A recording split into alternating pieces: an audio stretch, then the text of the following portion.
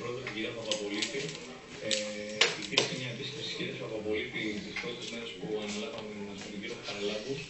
Αξιολογήθηκαν οι προτεραιότητες ό,τι αφορά τον αιματισμό και σαν πρώτη, εν πάση περιπτώσει, μπορούμε να πούμε δόση της βοήθειας που θα δοθεί, αποστάλησαν αιματισμούς για το σύνολο των τροφίμων και στα 3 ιδρύματα.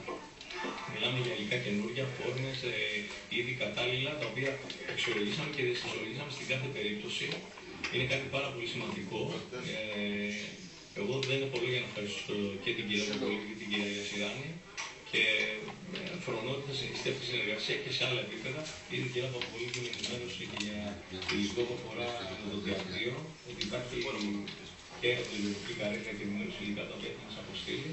Και μου είπε επίσης και για υλικά ρουχισμού σε άριστη κατάσταση, η οποία θα μας αποστείλει εκείνον.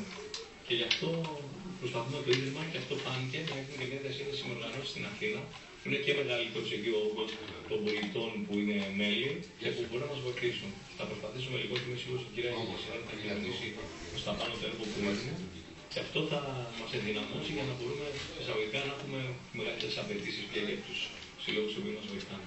Διαπιστώνουμε καθημερινά ότι σε τόσο δύσκολες συγκυρίες όπου τα οικονομικά των ιδρυμάτων και άλλοτε έχουν βοηθηθεί και άλλοτε έχουν περικοπεί πάρα πολύ, η ροδιακή κοινωνία είναι παρούσα, οι εθελοντές, οι ροδίτες είναι παρόντες και συνδράμουν το έργο αυτών των 3 συγχωνευμένων πλέον ιδρυμάτων με τους αρκετούς τρόφιμους, με τον καλύτερο δυνατό τρόπο, αλλά με κέντρο βάρους η ιδιαιτερότητα αυτών των ανθρώπων.